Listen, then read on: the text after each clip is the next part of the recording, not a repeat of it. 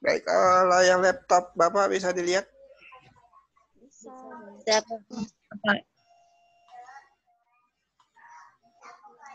Bisa. Baik. Iya, jadi bagian kedua ini terkait dengan kebebasan berekspresi, kekayaan intelektual, dan aktivitas sosial. Jadi ini pertemuan yang minggu lalu ya. Nah, pertemuan minggu lalu ini sudah di-upload di Instagram ya kemarin ya. Nah, jadi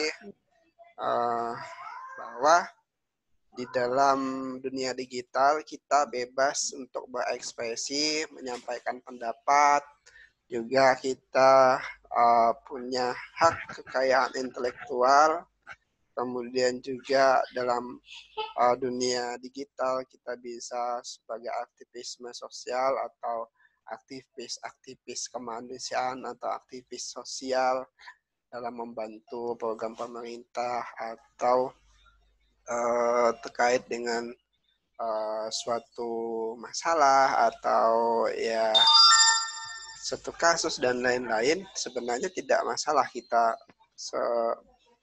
aktivisme sosial atau kita sebagai aktivis kemanusiaan di dunia digital. Tetapi akan jadi sebuah permasalahan di sini kita studi kasus di mana kebebasan berekspresi ketika sudah melewati batas ya. Nah, seperti kasus ini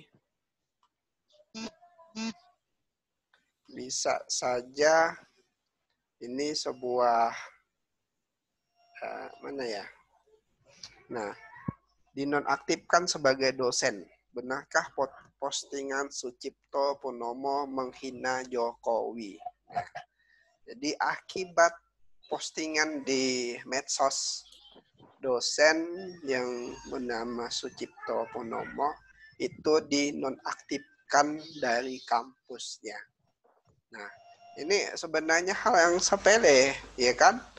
Nah, kalau dulu mulutmu harimau, sekarang itu jarimu itu harimaumu. Jadi hati-hatilah ketika berkomentar di status media sosial, ketika mengupload sebuah konten di media sosial, pastikan konten itu kita bebas berekspresi ya seperti di dunia nyata, tetapi ingat batasan-batasan ketika berekspresi itu juga harus kita pegang teguh. Jangan sampai ekspresinya kebablasan, merugikan orang lain, atau bahkan menghina presiden. Sehingga ini menjadi kasus yang berbeda, merugikan diri sendiri. Nah, bagaimana kronologinya? Ini yang dimuat oleh Koran Merdeka ya. Sucipto, dosen jurusan seni dan bahasa Jawa di Universitas Negeri Semarang UNES, dinonaktifkan sebagai dosen karena diduga menghina Presiden Joko Widodo atau Jokowi melalui postingan di akun Facebook-nya. Nah, jadi di dalam akun Facebook itu yang bersangkutan itu menulis status penghasilan anak-anak saya menurun drastis pada Lebaran kali ini. Titik. Nah, apakah efek Jokowi yang terlalu asik dengan Jan Etes ya? Jan Etes itu cucunya Jokowi. Begitulah bunyi postingan yang diunggah Sucipto pada 10 Juni 2019 lalu. Sebenarnya Bapak pribadi ketika melihat caption atau postingan dosen ini ya sebenarnya ya tidak terlalu ya apa bahasanya tidak terlalu memojokkan, tetapi entah bagaimana dengan bahasa efek Jokowi yang terlalu asik dengan Jan Etes ini sehingga yang bersangkutan itu mendapatkan sanksi dinonaktifkan sebagai dosen di kampus UNES. Nah, ini kemarin sempat viral. Kenapa bisa seperti ini? Nah, tentunya kita belajar sesuatu di sini ketika kita mengkritik, maka berikanlah kritikan yang sifatnya positif, yang bisa sifatnya membangun, jangan memojokkan orang lain dan jangan menghina orang lain, apalagi ada unsur sara ya, memojokkan satu agama tertentu, ras tertentu, atau uh, menyinggung fisik tertentu, ya itu tidak baik. Ya ini bisa jadi tindak pidana jadinya, sayangnya. Nah, sehingga ini bisa kita jadikan pelajaran kasus seperti ini. Ketika di media sosial kita bebas menyampaikan pendapat, tetapi pendapat itu juga harus sesuai dengan norma-norma yang berlaku di kehidupan nyata. Jadi ada batasnya, jangan kelewat batas. Nah, ini kasus yang kedua, di mana terkait dengan bahwa pada materi yang kemarin itu bagian kedua itu ada kekayaan intelektual. Nah, kekayaan intelektual atau HKI atau hak cipta itu sangatlah dilindungi oleh undang-undang, sehingga ketika hak cipta ini dilanggar, maka siap-siaplah mendapatkan sanksi. Nah, seperti kasus yang ada di layar laptop Bapak ini, ketahuan plagiat, gelar akademik 4 profesor dicabut. Nah, ini diberitakan pada 30 April 2018 dari Antara, ANT kayaknya Antara ini. Nah, kenapa ini bisa terjadi ya? Nah, kita seringkali melakukan jalan pintas, kemudian memilih plagiat. Saya selama menjabat sebagai menteri, nah sudah memberhentikan 4 profesor karena plagiat, kata Nasir di Institut Agama Islam Darussalam Desa Karangdoro, Jawa Timur. Nah, Nasir mengatakan salah satu kewajiban dosen adalah melakukan penelitian, namun masih banyak dosen yang lebih suka mengajar dengan mengabaikan penelitian. Ketika melakukan penelitian pun sering terjadi dosen mengambil jalan pintas dengan mengambil peneliti lain tanpa mencantumkan sumbernya, sehingga terjadi plagiarisme. Nah, ini copy paste. Ini yang sebenarnya jauh hari sebenarnya Bapak sampaikan ke mahasiswa, jangan budayakan untuk copy paste. Nah, supaya tidak plagiarisme harus jujur, plagiarisme ini harus dihindari, jangan sampai dilakukan. Karena hukumnya haram bagi seorang dosen, bagi civitas akademik, masuk mahasiswa itu diharamkan untuk plagiarisme. Bentuk copy paste mentah-mentah tanpa mencantumkan sumbernya itu adalah perbuatan yang salah.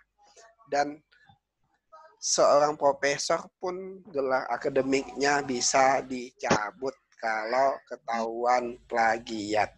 Nah, apalagi mahasiswa. Nah, mahasiswa ketika nanti membuat artikel, ketika membuat makalah, ya belajarlah untuk membiasakan diri untuk tidak plagiarisme atau hanya sekedar copy paste. Tapi belajarlah bagaimana menyusun artikel yang baik, makalah yang baik, sehingga itu akan menjadi sebuah kebiasaan, sebuah pembiasaan, sehingga ketika kalian ketemu dengan skripsi di akhir semester atau di akhir kalian studi di S1, maka tidak lagi tergagap-gagap, bahasanya itu tidak lagi pangling atau apa ya, oh kok kayak gini ya, oh kayak gini, nah kayak nggak biasa. Nah, padahal skripsi itu sebenarnya kan sama seperti makalah, sama seperti artikel, hanya saja ya ketebalannya, cakupan dari materinya itu lebih dalam. Nah, dan kajiannya juga lebih luas. Nah, tapi kalau skripsi juga sifatnya plagiat atau hanya sekedar copy paste, maka siap-siaplah gelar sarjananya juga akan bisa dicabut oleh pihak kampus. Nah, itu ancaman, dan itu ancaman nyata kalau misalnya itu bisa itu terjadi dan bisa dibuktikan. Misalnya kalian membuat skripsi, kemudian 5 tahun kemudian sudah jadi guru misalnya, ada yang menuntut bahwa skripsi yang kalian buat itu copy paste dari skripsi orang lain, dan orang lain itu melaporkan ke polisi kemana misalnya, maka itu nanti bisa diperkarakan hukum, dan sanksinya kampus berhak untuk mencabut gelar sarjana pendidikannya ketika memang ketahuan plagiat atau skripsinya copy paste. Nah, ini juga sebuah pembelajaran, apalagi di dunia digital itu file-file digital itu gampang sekali kita ambil dan kita akses. Tapi tentunya juga ketika membuat sebuah karya jangan sampai hanya sekedar copy paste. Baik, ini kondisi yang ketiga, kita boleh menjadi seorang aktivis di media sosial. Itu ya sah-sah saja, tidak ada masalah. Tetapi akan menjadi sebuah masalah ketika kita menyampaikan suatu pendapat, kita beraktivis, tapi tidak memperhatikan kaidah-kaidah, aturan hukum, atau menghina orang lain, memojokkan orang lain tanpa ada bukti data yang jelas. Nah, seperti yang dialami oleh aktivis di Solo, ISS ditangkap usai kritik Jokowi soal investasi. Nah, ini beritanya seperti ini. Isu mengunggah gambar pada fasilitas story di Instagram pada Januari 2020. Ia hanya mengunggah ulang gambar dari tangkapan layar. Unggahan ISS di Instagram itu berbunyi, entah apa dosa rakyat Indonesia sampai punya presiden laknat kayak Jokowi ini. Nah, ingat, tidak boleh menghina presiden. Nah, ketika kalian benci sekalipun dengan presiden, presiden tetaplah presiden, lambang negara, dilindungi oleh hukum. Jangan sekali-kali mencari masalah ya, membuat status sosial yang membuat status di medsos yang kemudian itu bisa ditindak perkara pidana seperti ini. Nah, ungkapan tersebut merespon status Twitter milik Presiden Jokowi yang diunggah 15 Januari 2020. Jokowi dalam unggahannya memuat gambar saat kunjungan lapangan disertai teks berikut. Sebaik-baik komitmen investasi adalah yang terrealisasi. Penyebab tidak berbuahnya komitmen investasi itu bisa oleh hal-hal seperti urusan pembebasan tanah yang tak kunjung selesai dan sulitnya perizinan. Untuk itu saya selalu berpesan agar investor dilayani dengan baik.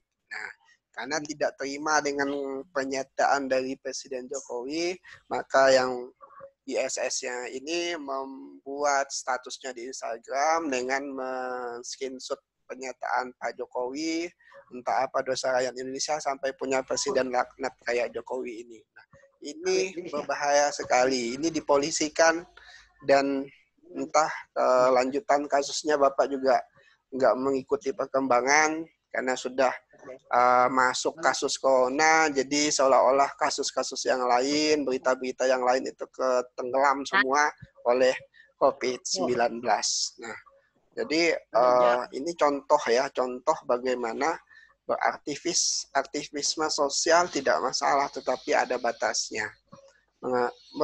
Mengutarakan pendapat boleh, tetapi ada aturannya. Nah, baik, ini yang bisa Bapak sampaikan untuk pertemuan kita. Yang kelima, silahkan kita berdiskusi, kita masih punya banyak waktu. Silakan kalau ada pertanyaan lagi.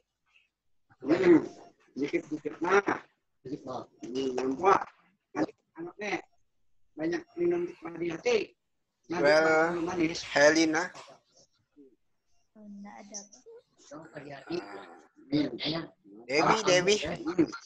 Dewi tok. Biasanya tambah saudara baik. Sekarang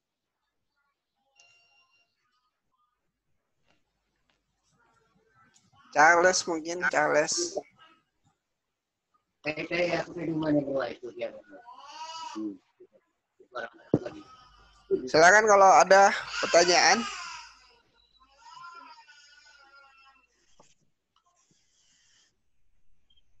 Dia Nanam kacang ai. Jangan malu-malu untuk bertanya, kan Bapak jauh. Kalau di kelas malu Pak, banyak kawan. Nah itu kan di kamarnya masing-masing. Jadi nggak ada yang dimalukan kan, paling sama HP-nya, sama laptopnya. Kalau mau bertanya silakan. Lalu sama yang lain masih.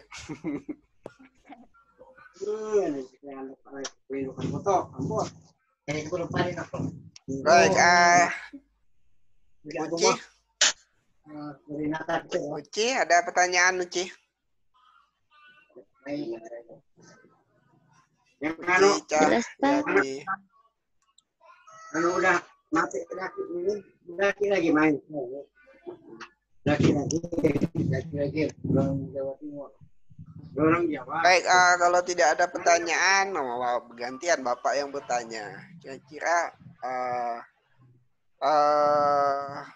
pertanyaannya, ketika kalian menemukan sebuah permasalahan, misalnya terjadi ketimpangan sosial, Pak, kami jadi mahasiswa misalnya merasa hak-hak kami ini dirampas misalnya. Kalian ingin mendapatkan pelayanan yang menurut kalian itu pelayanan yang sudah diberikan oleh kampus itu kurang memadai. Pengennya pelayanan ekstra. Harusnya di kelas itu Pak, ya paling tidak adalah eskalator Pak. Paling tidak tiap kelas tuh dipasanglah AC. Misalnya. Kemudian kalian ingin menyampaikan pendapat itu. Sebagai aktivis sosial ya kan.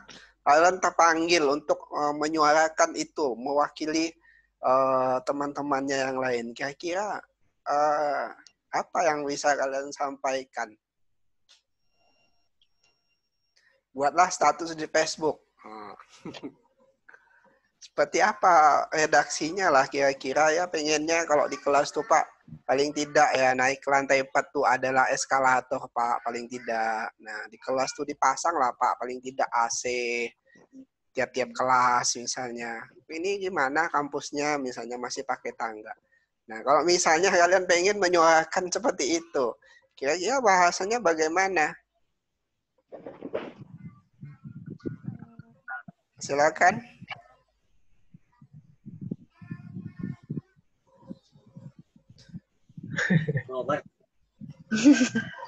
Ya itu kan contoh.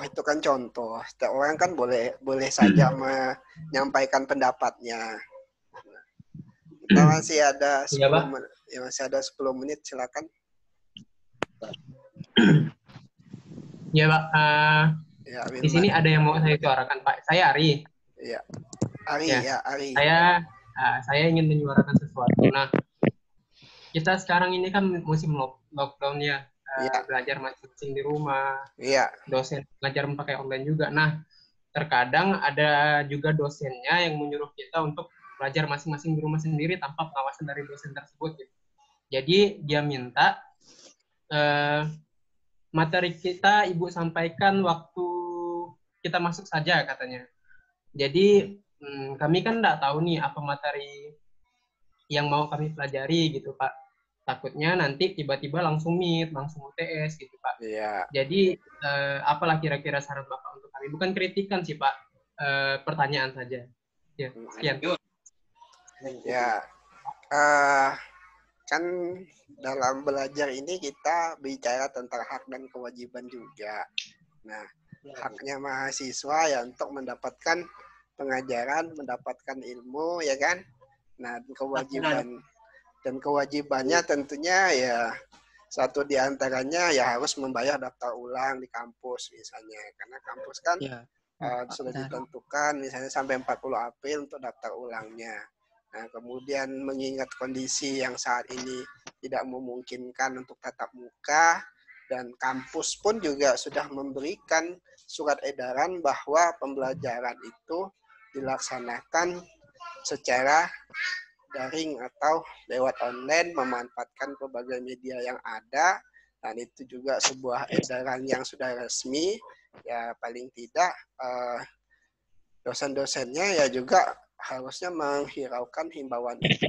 Nah, mungkin menurut mahasiswa ya harusnya kan ya ikut lihat dosen yang lain, misalnya bisa mengajar lewat online. Nah, ya Bapak juga memahami mungkin tidak semua dosen itu bisa menguasai teknologi dengan baik, apalagi teknologi sekarang itu kan berkembang dengan sangat pesat. Nah, tetapi salah juga kalau misalnya pembelajaran itu tidak dilaksanakan, karena ini kan sudah hampir 1 bulan ya kondisi seperti ini. Kalau tidak belajar kan apa yang dilakukan oleh mahasiswa di rumah, ya kan? Nah, untuk itu saran Bapak ya sebaiknya bagaimana bisa berkomunikasi dengan dosen yang bersangkutan. Ya, apakah materi itu kan sebenarnya bisa dikirim lewat WA pun bisa. Kalau ada PowerPoint misalnya, ada materi apa Bu, di-share aja PowerPoint-nya untuk kami pelajari misalnya, kalau memang tidak bisa dilakukan tatap muka seperti kita lakukan saat ini. Iya, bisa saja disampaikan. Artinya bagaimana membangun komunikasi dulu dengan dosennya, sampaikan bahwa kita sebentar lagi itu sudah mau masuk UTS ya, sebentar lagi kan. Nah, tinggal menunggu UTS. Kalau kalian tidak belajar kan apa yang harus dipelajari, nanti apa yang akan di UTS-kan. Nah, sehingga bagaimanalah berkomunikasi dengan dosennya, menyampaikan ya paling tidak ada materi pembelajaran ya, karena memang dosen itu kan sebelum mengajar itu sudah membuat perangkat pembelajaran, ada SAP, ada silab, ada LPS ya. Nah, ada sama seperti guru juga, termasuk juga materi pembelajarannya juga harusnya dibuat oleh dosen sebelum pembelajaran dimulai. Nah, jadi materi itulah yang diminta paling tidak ya, kalau misalnya tidak bisa dijelaskan, mungkin bisa dikirim lewat WA, lewat email, dan lewat yang lain lah, sehingga materi itu bisa dibaca atau dipelajari oleh mahasiswa. Ini menurut Bapak pribadi seperti itu. Nah, karena Bapak juga memaklumi tidak semua orang itu bisa menguasai teknologi dengan cepat. Nah, ya, seperti itu yang bisa Bapak sampaikan.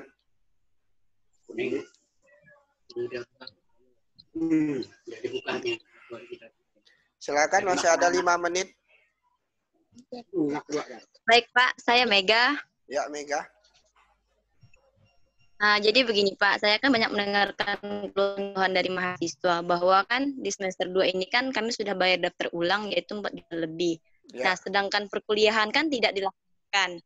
Jadi, apakah di semester 3 nanti dapat potongan? Sedang menanggapi karena di semester 2 ini kan kami tidak menggunakan beberapa, itu kan kayak seperti fasilitas di kampus. Jadi itu mahasiswa itu, ada beberapa mahasiswa, keluhan mahasiswa itu tuh merasa kayak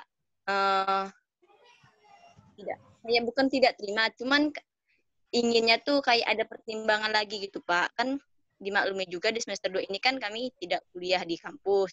Sedangkan kami juga kan kuliah online dan banyak mengeluarkan kuota juga. Ada pertimbangan nggak Pak di semester 3 nanti? Bisa juga kan di semester 3 nanti itu dikuranginya biaya pendaftaran gitu. Kalau masalah pembiayaan sih sebenarnya ya secara pribadi itu bukan ranah Bapak. Nah, tetapi mungkin Bapak bisa menjelaskan. Kemarin itu ada surat edaran juga terkait dengan keringanan untuk subsidi kuota internet yang akan diberikan kepada mahasiswa. Kemarin kalau nggak salah Bapak sudah kirim ke grup WA-nya. Itu ya, ada Iya, iya, betul. Jadi untuk sampai saat ini informasi yang Bapak dapat itu seperti itu. Keringanan yang diberikan oleh kampus itu ada subsidi untuk kuota saja dan itu bisa diambil nanti ketika sudah perkuliahan masuk kembali normal seperti biasa. Nah, kalau untuk kebijakan-kebijakan yang lain mungkin kita sama-sama menunggu. Ya tentunya itu di ranah dari Wakil Rektor 2 di bidang keuangan dan bagian keuangan ya Bapak di fakultas yang meskipun sebagai wakil dekan 1, tetapi itu juga bukan ranah Bapak untuk memberikan kebijakan terkait dengan itu. Ya, Baik, Pak. untuk saat ini ya itu yang bisa Bapak jelaskan. Ya kalau misalnya ada informasi lain, mungkin akan Bapak share kembali lewat grup WA ya. Ya karena kita kan nggak bisa ketemu ya paling tidak lewat grup WA ada informasi apapun bisa kita sharing bersama. Ya Nadia ada pertanyaan Nadia? Nggak ada, Pak. Andini? Pak, Ya. Pak, Charles? Ya Charles? saya ingin bertanya, Pak. Kembali ke topik lagi, Pak. Ya. Boleh nggak, Pak? Boleh. Tentang kasus gini, Pak. Tentang penggunaan media sosial, kan? Ya. Bagaimana sih kita mengkritik itu, Pak? Mengkritik pemerintahan. Sedangkan kalau kita mengkritik itu, dikatai menghina. Contohnya saja ya, Pak, ada teman saya, dia itu kan mengkritik polisi. Polisi ini sedang melakukan pungli. Tapi polisi itu tiba-tiba tidak terima. Marah. Memanggil teman saya untuk datang kantor itu, Pak. Begitu sih, Ya. Pak. Jadi Gimana solusinya, Pak? betul, hati-hati ketika mengkritik pemerintah. Iya. Betul, Pak. Jadi Sedangkan fakta itu nyata, Pak. ya, jadi kalau misalnya itu memang benar-benar terjadi, sampaikan fakta dan data. Kalau misalnya polisi pungli misalnya, kalau memang ada bukti misalnya video rekaman atau apa, atau audio yang menunjukkan kalau ada percakapan kalau memang itu memang pungli, ya seperti berita 2 hari yang lalu itu ada, dan itu polisinya itu dimutasi. Ada di berita. Kalau ada data, kan permasalahannya kan kita kadang mengkritik tanpa ada data. Ya, itu yang susah. Jadi baru asumsi itu susah. Waktu Bapak habis sih tinggal 1 menit. Jadi mohon maaf meetingnya harus terputus ya. Nanti kita lanjut di Google Classroom. Tugasnya akan muncul di sana. Bapak juga tidak memberatkan tugasnya, yang sederhana sajalah. Tidak seperti dulu-dulu harus begini, harus begitu. Yang intinya kalian belajar lah.